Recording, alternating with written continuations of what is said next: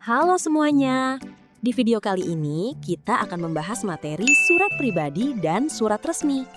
Meskipun sekarang kita lebih sering berkomunikasi lewat WhatsApp atau media sosial, surat tetap penting untuk dipelajari karena masih sering digunakan, terutama dalam lingkungan sekolah maupun instansi.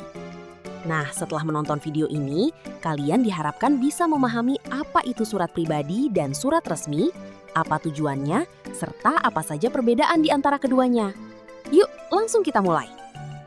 Pertama, kita bahas dulu pengertian surat. Surat adalah media komunikasi tertulis yang digunakan untuk menyampaikan informasi, pesan, atau maksud kepada orang lain. Jadi, kalau kita ingin menyampaikan sesuatu secara tertulis kepada seseorang atau suatu lembaga, kita bisa menggunakan surat. Secara umum, surat dibedakan menjadi dua jenis, yaitu surat pribadi dan surat resmi. Kita mulai dari surat pribadi ya. Surat pribadi adalah surat yang dibuat oleh seseorang untuk kepentingan pribadi dan biasanya ditujukan kepada keluarga, teman, atau kerabat. Karena ditujukan kepada orang yang sudah kita kenal, bahasa yang digunakan biasanya lebih santai dan akrab, namun tetap harus sopan dan mudah dipahami. Beberapa tujuan surat pribadi antara lain menanyakan kabar, menceritakan pengalaman, mengungkapkan perasaan, mengucapkan terima kasih, atau meminta bantuan. Misalnya, kalian menulis surat kepada sahabat yang pindah sekolah untuk menanyakan kabarnya.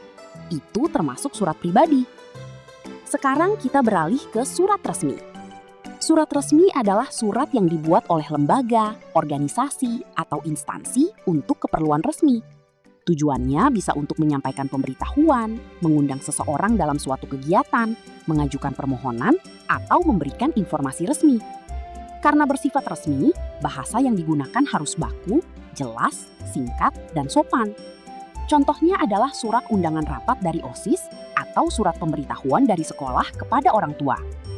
Supaya lebih mudah dipahami, kita bandingkan keduanya. Yang pertama, dari pengirimnya. Surat pribadi dibuat oleh individu atau perseorangan, sedangkan surat resmi dibuat oleh lembaga atau organisasi. Yang kedua, dari tujuannya. Surat pribadi digunakan untuk kepentingan pribadi, sedangkan surat resmi digunakan untuk kepentingan kedinasan atau kelembagaan. Yang ketiga, dari bahasanya.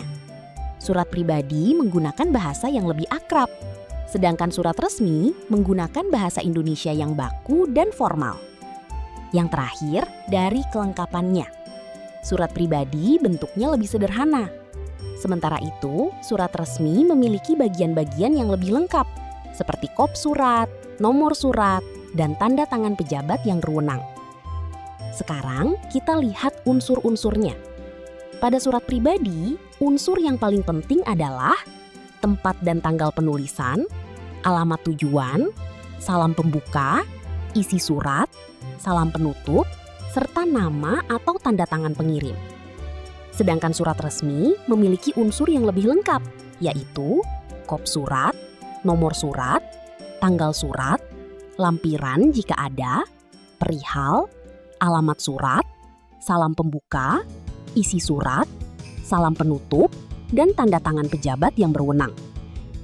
Hal penting yang juga harus diperhatikan saat menulis surat adalah penggunaan bahasa. Baik surat pribadi maupun surat resmi harus menggunakan bahasa yang santun. Namun, khusus untuk surat resmi, kita wajib menggunakan bahasa Indonesia yang baku. Misalnya, lebih tepat menulis tidak daripada enggak, sudah daripada udah, dan lain-lain. Penggunaan bahasa yang baik akan membuat isi surat lebih mudah dipahami dan menunjukkan sikap menghargai penerima surat.